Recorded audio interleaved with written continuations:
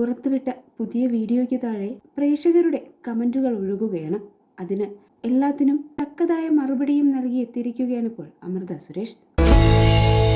മലയാളികളുടെ പ്രിയപ്പെട്ട ഗായികയാണ് അമൃത സുരേഷ്. സോഷ്യൽ മീഡിയയിൽ സജീവമായ താരം തന്റെ വിശേഷങ്ങൾ ആരാധകരോട് പങ്കുവയ്ക്കാറുമുണ്ട്.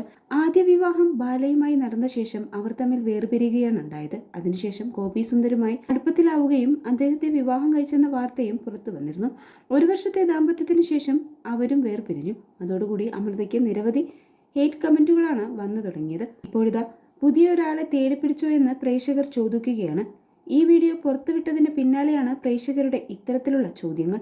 അതിന് വ്യക്തമായ മറുപടിയും അമൃത നൽകുന്നുണ്ട്. താരത്തിന്റെ കുടുംബജീവിതത്തിൽ സംഭവിച്ച ചില കാര്യങ്ങളും സോഷ്യൽ മീഡിയ അടുത്തിടെ സജീവ ചർച്ചയായിരുന്നു. ഇപ്പോഴിതാ തന്റെ പിറന്നാൾ ആഘോഷത്തിന്റെ ചിത്രം താരം പങ്കുവച്ചിരിക്കുകയാണ് ആരാധകർക്കിടയിൽ ചർച്ചയാകുന്നത്. ജന്മദിനത്തിൽ അനുജത്തിയും ഗായികയുമായ അഭിരാമി സുരേഷ് നൽകിയ കേക്കിനെ കുറിച്ചാണ് അമൃത സമൂഹ മാധ്യമത്തിൽ പോസ്റ്റ് പങ്കുവച്ചിരിക്കുന്നത്. കേക്ക് പാട്ടുപാടുന്ന ഒരു സ്ത്രീയെയും പുറകിൽ മേശയുമേലിരിക്കുന്ന ഒരു പുരുഷനെയും കാണാം. പുരുഷന്റെ അരികിൽ ഒരു മൈക്കും കാണാം. AR റഹ്മാൻ സാറിനെയാണ് കേക്കിൽ ഉദ്ദേശിച്ചത് guys. Cake idea by one and only Abi.